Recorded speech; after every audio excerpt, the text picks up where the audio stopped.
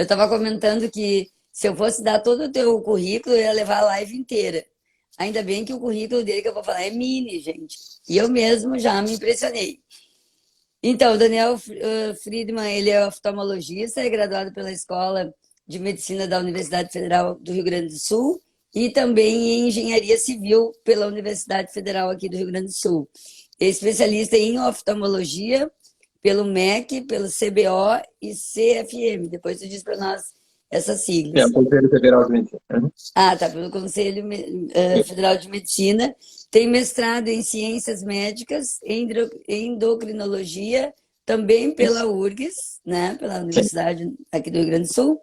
Palestrante em eventos nacionais e internacionais. E olha, medalha de ouro na Índia, em 2019, por excelência na especialidade e coautor do livro Queratoconos, né? É Falei um livro que certo. vai ser lançado esse ano ainda. Que vai ser lançado esse ano lá nos Estados Unidos. E também é o diretor da clínica Cornea Center, aqui em Porto Alegre, ali no Trend, na 24 de outubro. A área de atuação do Dr. Daniel, então, é a cirurgia da catarata, cirurgia refrativa com laser e implantes, cirurgias para ceratocone e lentes de contatos rígidas e esclerais. Isso aí. Então, por que será que eu convidei, né, o Dr. Daniel? As pessoas poderiam pensar assim, mas o que, que tem a ver a Fátima chamar um oftalmologista? Gente, a gente, né, que é da área, e também quem não é, eu sempre procuro informar que a gente tem vias de entrada, né, de captar os movimentos e também de nós podermos interpretar esses movimentos. E os olhos é um grande captor de movimento. Aliás, ele capta tudo, né, na verdade.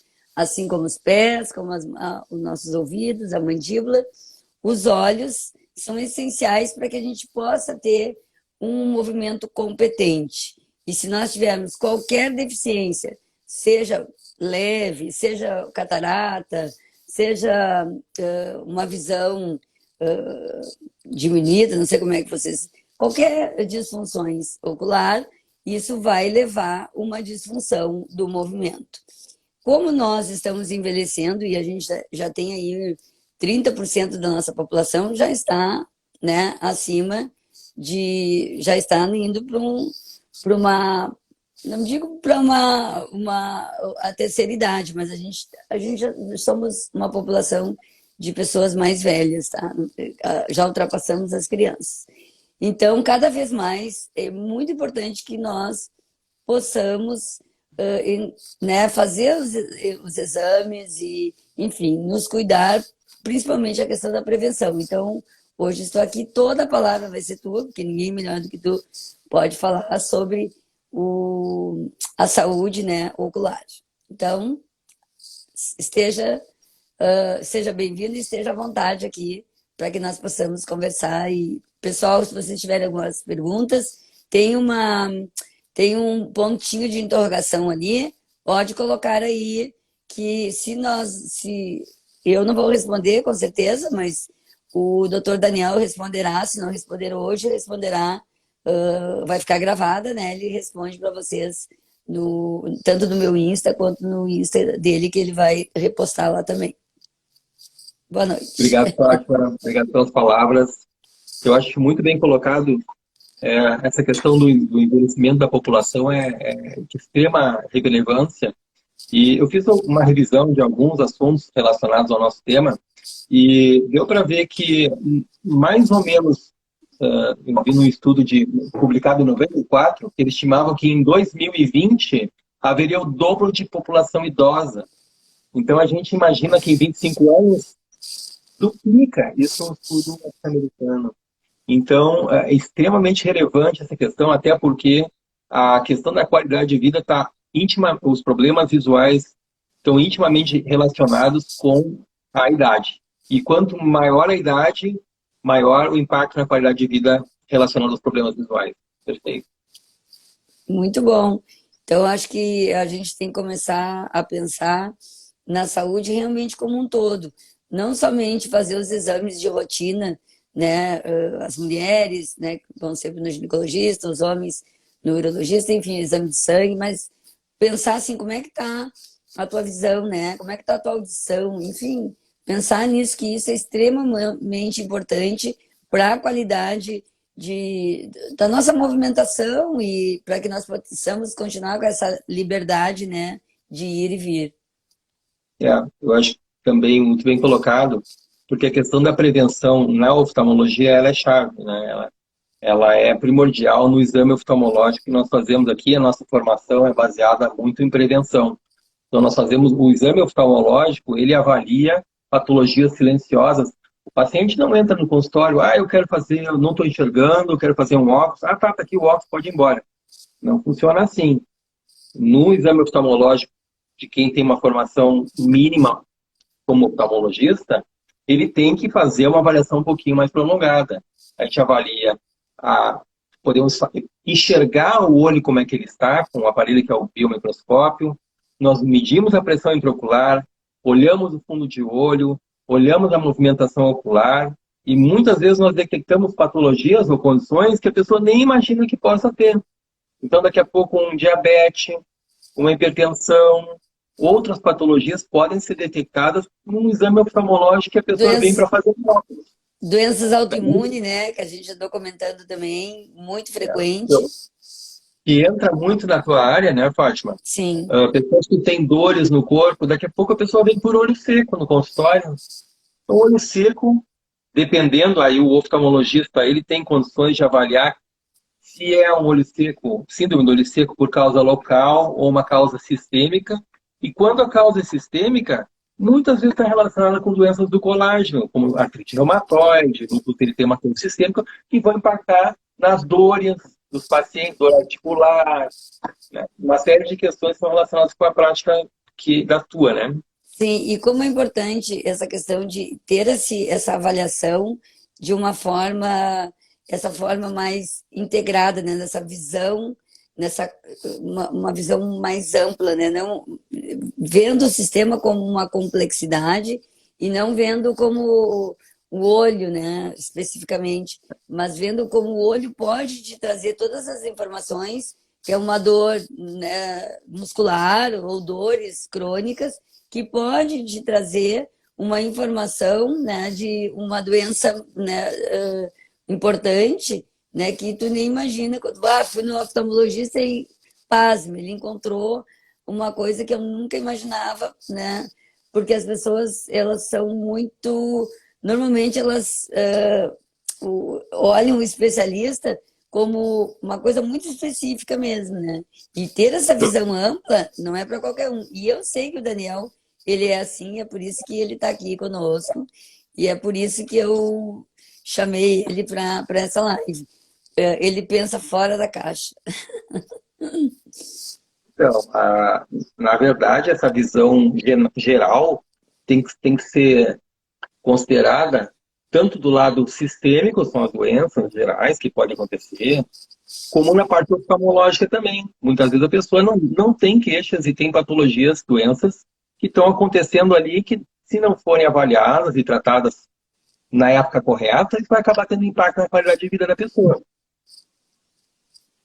Sim, e me fala um pouco o que quando, quando que essa prevenção, quando é que a gente pode já começar a fazer esse tipo de avaliação? Me fala um pouco assim do teu trabalho, como é que funciona isso? Bom, assim, eu acho que para essa live, o que eu pensei, que é um tipo de assunto que a gente não costuma falar, né? Uhum. O oftalmologista, acho que, do modo geral, o médico, ele acaba se concentrando na doença, não tanto na saúde. E aqui nós estamos falando de qualidade de vida e saúde ocular. Eu nunca assisti uma aula sobre saúde ocular, eu só vi aula sobre doenças. Então, isso foi uma dificuldade para me preparar para esse. Então, eu comecei a imaginar que eu vou procurar, como é que eu vou me pesquisar. Então, eu fiz o seguinte, eu fui para o PubMed, que é o nosso repositório de informações científicas de boa qualidade, né, da melhor qualidade possível, e eu coloquei os unitermos, coloquei assim, saúde ocular em inglês, né?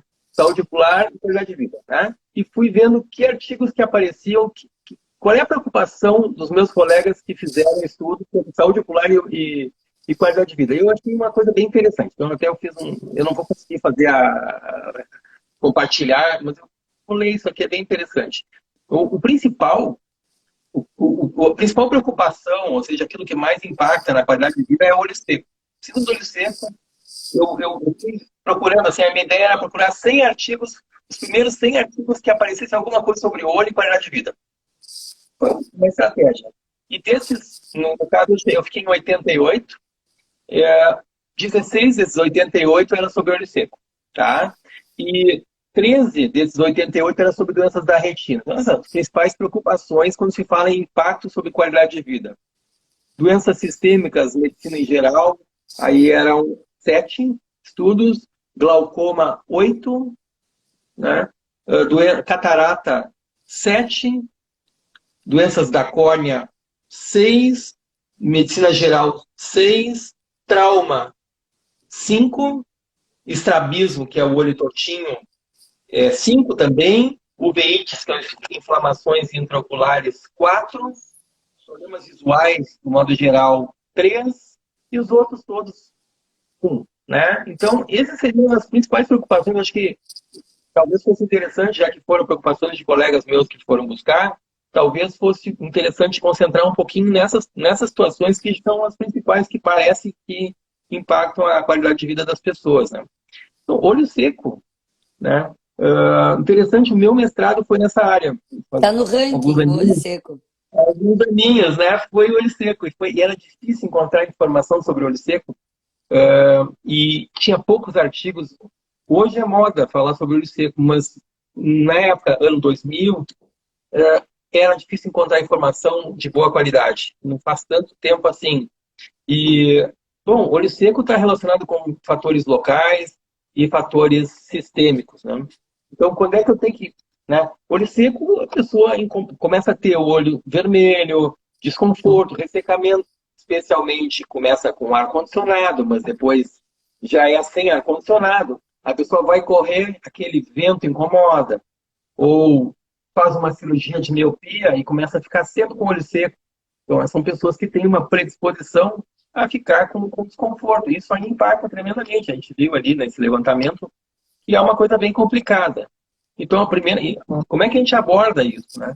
Então, a primeira coisa é saber se isso aí é uma doença sistêmica, tipo uma artrite reumatoide, é um diabetes. Diabetes também causa olho seco, está relacionado.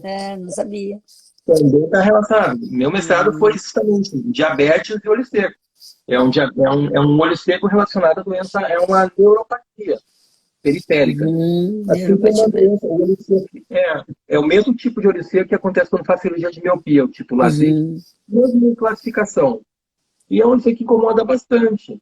Então, essa então, vai dizer assim, puxa vida, é uma doença grave? Normalmente não é grave, mas incomoda e impacta a qualidade de vida bastante, né?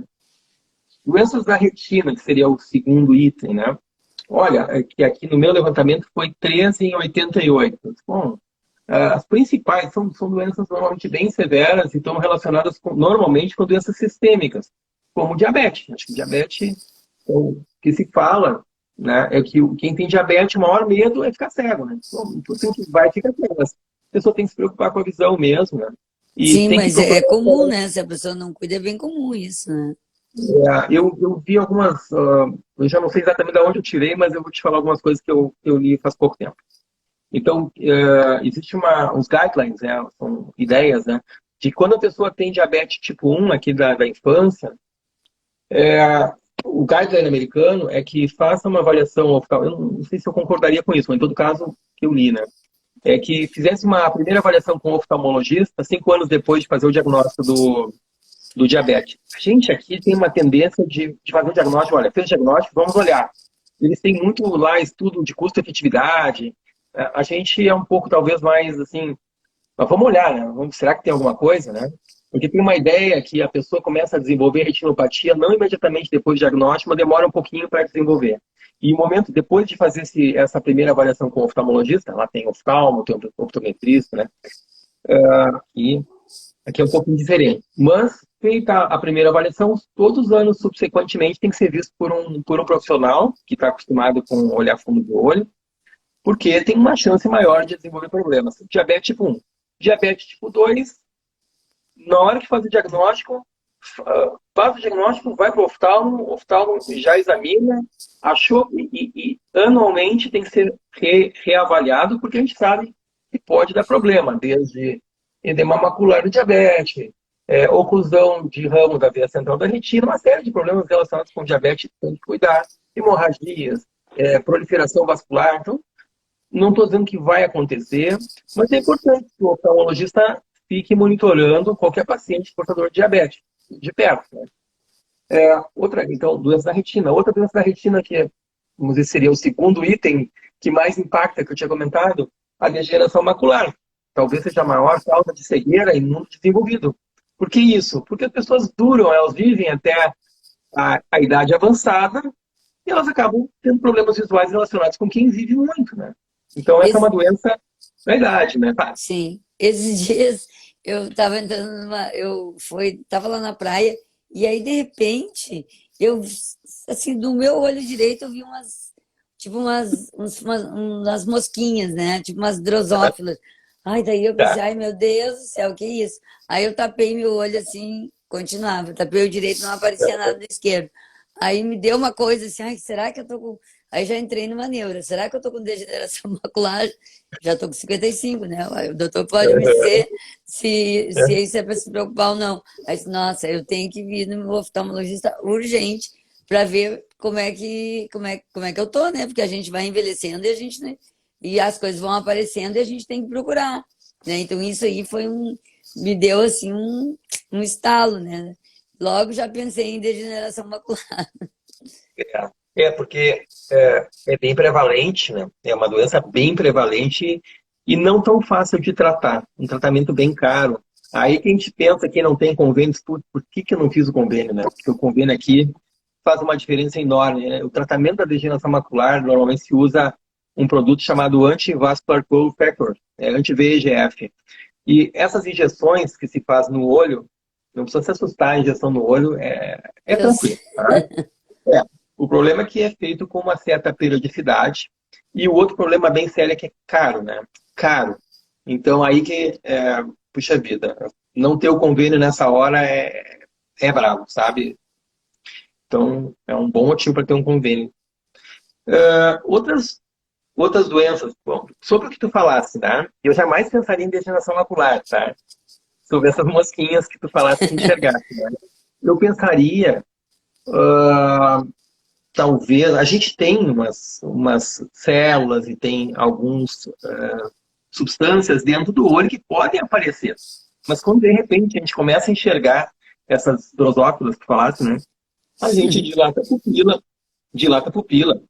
É motivo, assim, vem no consultório, dilata a pupila, ou seja, esteja certo, não pode vir de carro, né? Esteja certo, vai ser dilatada a pupila, vai atrapalhar a visão. Sim. E a gente vai procurar alterações, geralmente na retina periférica. Geralmente é onde. E isso é importante, porque as alterações que possam surgir geralmente são tratáveis, com baixos riscos. Então é uma coisa tranquila, mas tem que ir. Eventualmente pode ter alguma ruptura na retina, né? E que com o tratamento com laser diminui tremendamente a chance de complicações.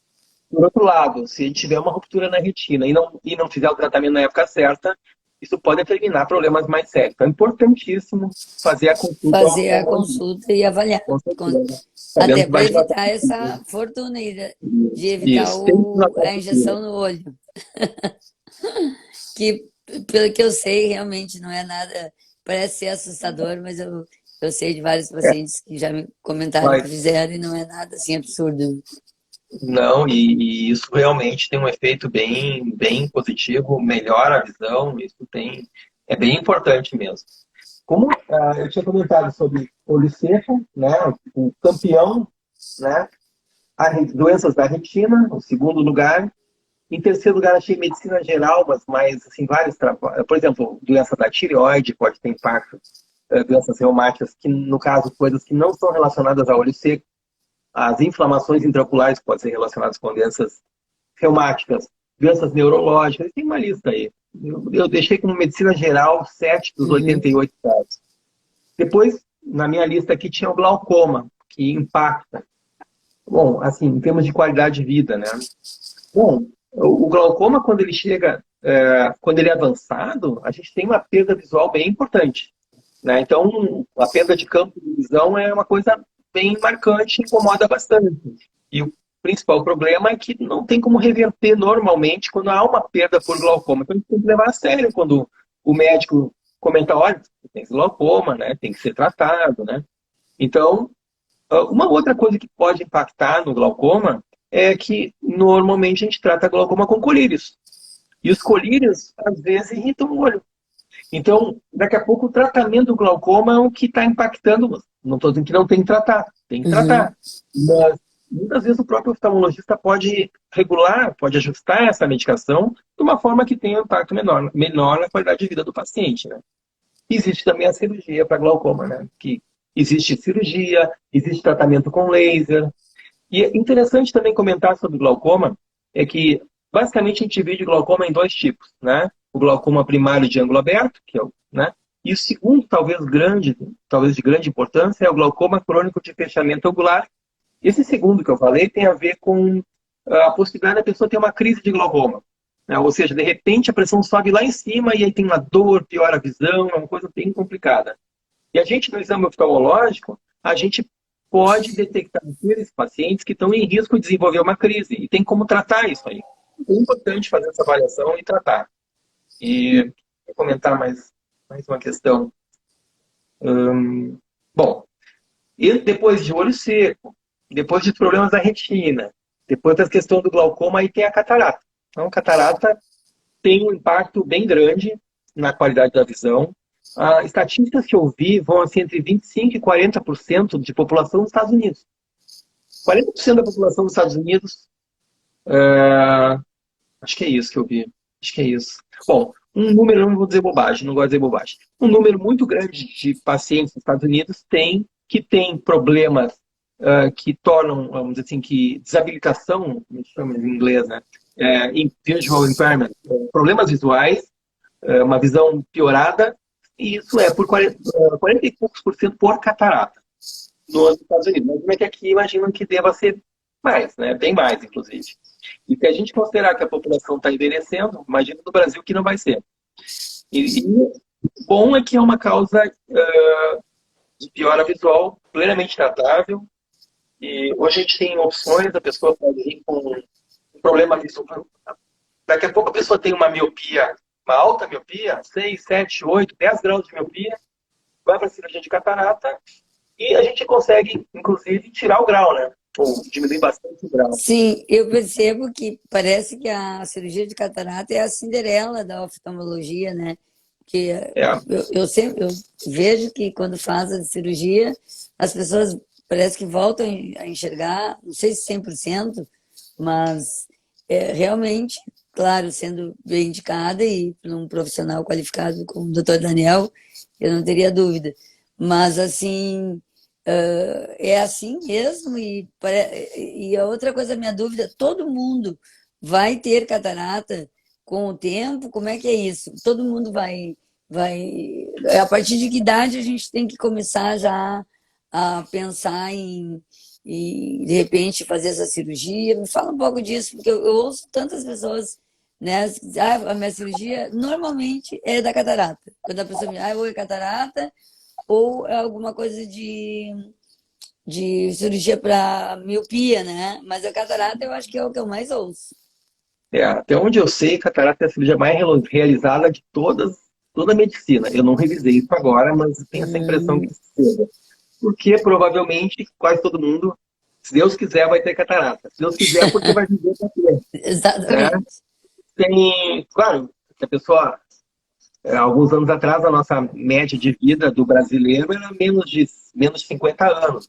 Não muito tempo atrás. Bom, então, não ia ter catarata, mas agora a gente vive aí 73, 75 anos e muita gente acaba tendo, né? Tipo, eu acho que tinha uma estatística aí de 90 anos, quase 100% das pessoas têm catarata. Bom, normalmente a gente opera bem antes disso, né?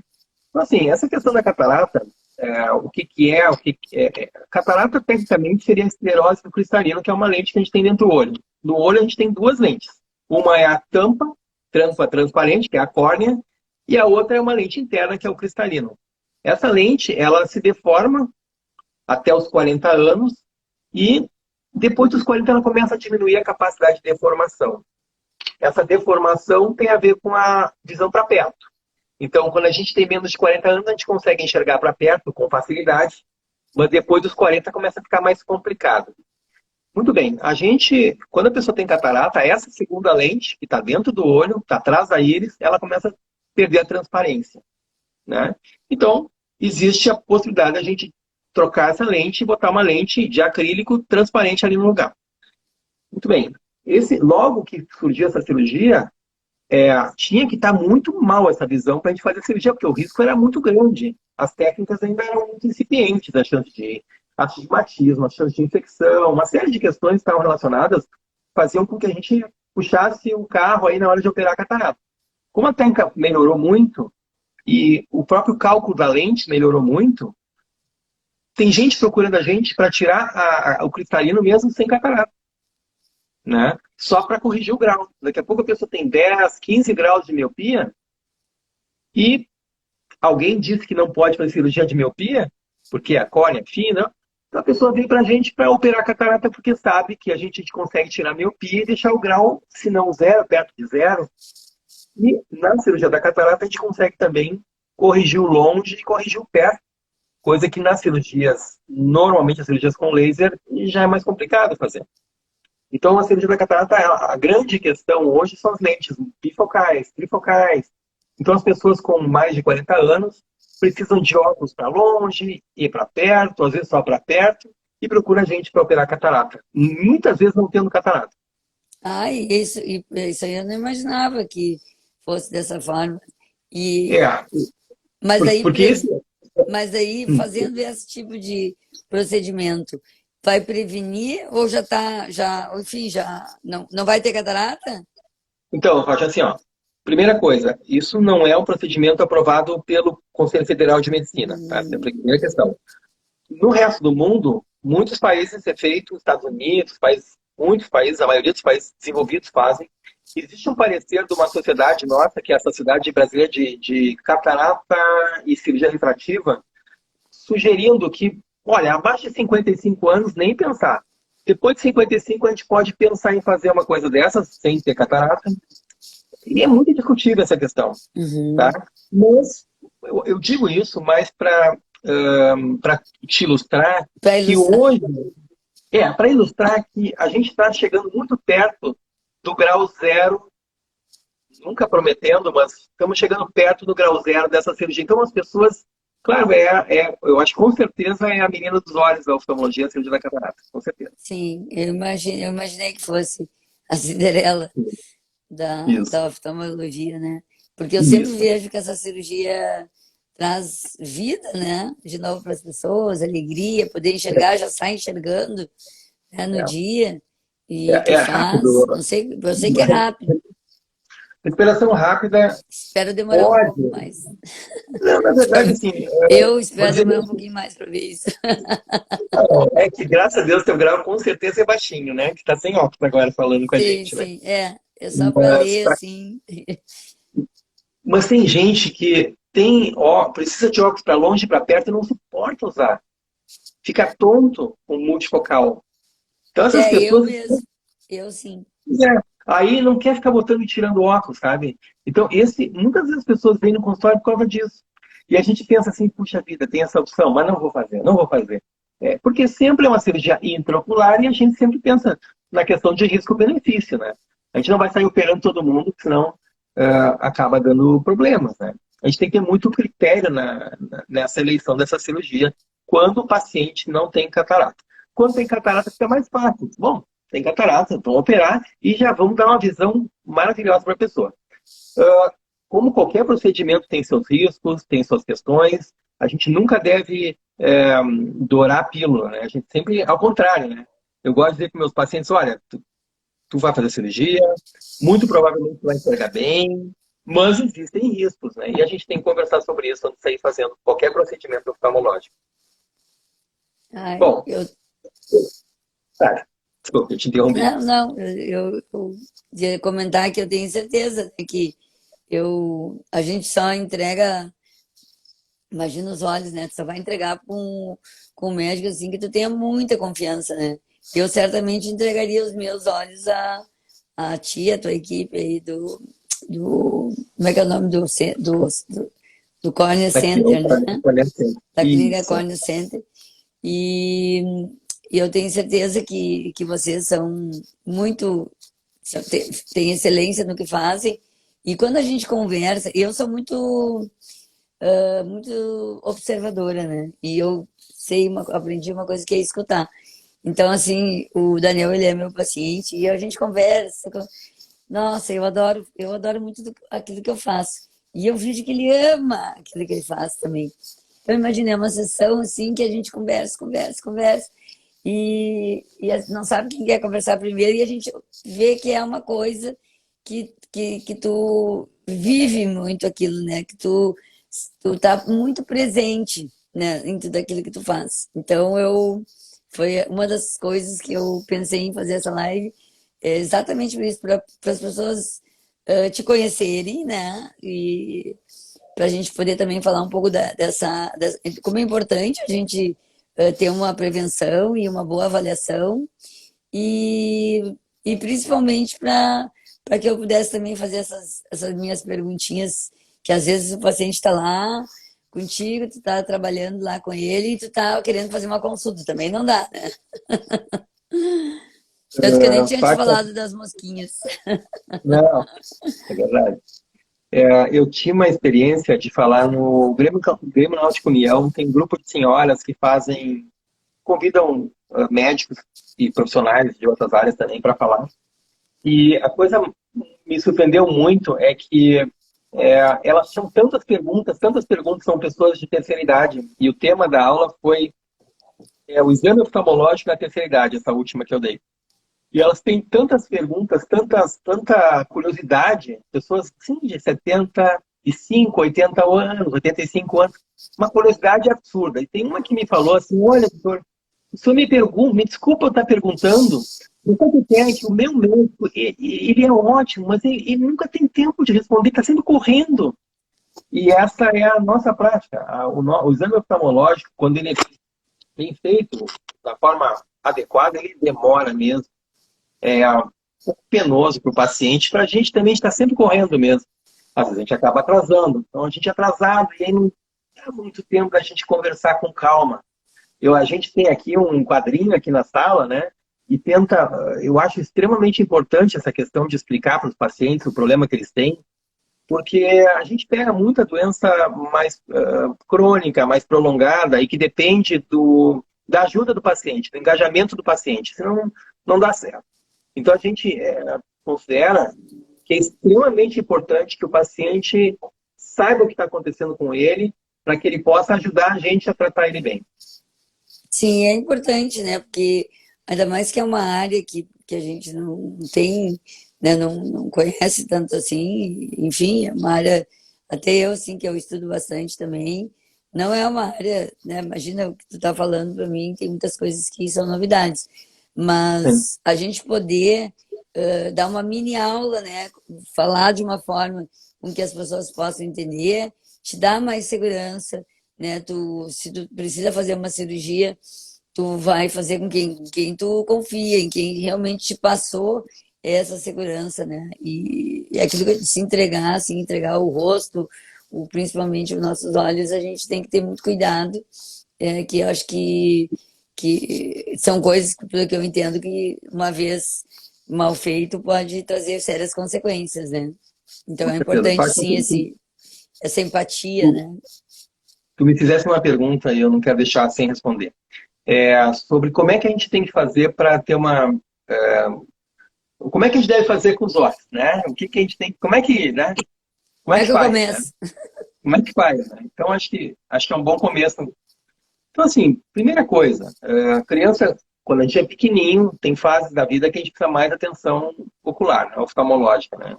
A princípio, o primeiro exame oftalmológico é extremamente importante.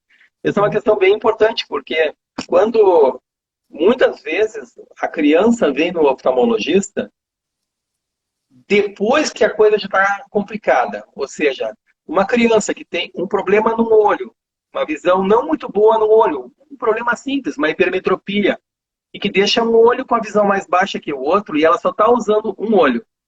Se ela demorar muito para procurar o oftalmo, isso vai ter um resultado, vai ter um efeito nefasto na qualidade de vida dessa criança aqui. Talvez dali para frente não possa mais, nunca mais possa ter uma visão boa com aquele olho que não usou. E isso é problemático porque muitas vezes isso acontece na época da idade escolar, com 6 anos, com 7 anos. E a gente sabe que com 6 anos já os males assim, a gente não consegue reverter muitos problemas. A gente sabe que antes dos 2 anos, a gente consegue restaurar a visão binocular, quando o olho está com problema. Depois dos 2 anos, a gente não consegue mais restaurar a binocularidade. Mas a gente consegue fazer a pessoa enxergar com o olho que está com problema. Por exemplo, a pessoa tem 4 graus de hipermetropia no olho direito e não tem grau nenhum no olho esquerdo. Bastaria colocar um óculos nesse olho aqui, ela já ia estar enxergando. Mas se passar dos 6 anos, a gente, em média, não existem números mágicos, mas mais ou menos 6 anos, 7 anos, a gente pode dar o óculos que quiser. Vai ser muito difícil recuperar a visão desse olho, porque o cérebro que estava ligado a esse olho não se desenvolveu. Então, muito importante fazer o exame oftalmológico precoce. Assim que a criança tem condições de ajudar, já tem que ir no oftalmo. Existe o oftalmo pediatra, seria o ideal. Nós temos alguns excelentes aqui em Porto Alegre. Então, depois que fizer a primeira avaliação, a gente sempre, como existe uma das questões que não está ali na minha lista, é a miopia. E a miopia é uma doença, um vício de refração, que vai aumentando ao longo da idade, especialmente na idade escolar, 6, 7, 8, 9, 10, vai aumentando a miopia. E isso é um tema bem importante, inclusive tem sido alvo de muitas discussões e tratamentos novos que surgiram. É importante dizer, existe, talvez a maioria não saiba, existe tratamento hoje para impedir, para evitar a evolução da miopia com colírio e inclusive com lente de contato. Não sei se nós temos, acho que não tem ainda no Brasil, mas deve estar chegando. Lente de contato que ajuda a impedir o aumento da miopia. Então, miopia é importante. Então, assim, como é que a gente começa? A gente começa na infância. Na infância, fazendo uma avaliação precoce, assim que pode ser visto. Em outros países, o próprio pediatra faz a avaliação. No Brasil, eu acho que não muito, é mais o oftalmo que vai olhar. E se a criança tem qualquer problema na família que predispõe a tipo retinopatia, uma criança prematura, isso aí normalmente os hospitais já encaminham essas crianças para serem vistas para o oftalmo. Mas se tem doenças na família, um retinoblastoma, tem que ser procurado o oftalmologista fazer a avaliação precoce. E ao longo dessa fase inicial, a criança pequena, avaliar porque pode estar aumentando a miopia e muitas vezes a gente pode intervir nisso aí. E se a gente não intervém, ficam aqueles graus altos, né? Outra coisa que é bem importante na criança e já adolescente é o ceratocone, que essa é muito minha área também, que eu mexo muito com córnea, nossa clínica é Córnea Center, né? Então, eu e a minha colega, a doutora Luciana, a gente mexe bastante com essas questões de córnea. E o ceratocone é uma doença que também, fazendo o diagnóstico precoce, a gente consegue impedir que essa doença progrida. Então, é extremamente importante, porque tem impacto na qualidade visual, na qualidade de vida enorme. A pessoa enxergando mal e dependendo ou de uma lente de contato ou de cirurgias que não vão ser perfeitas para restaurar a qualidade da visão. Então, isso é bem importante. A gente consegue bloquear a evolução dessa doença, do ceratocone. Então, bem importante.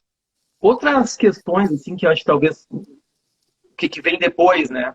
Dessa fase aí do adulto jovem até os 40 anos, normalmente é menos necessário. A gente aqui no Brasil, a gente tem o hábito de recomendar que o paciente volte a casa 1 ano, 2 anos no consultório.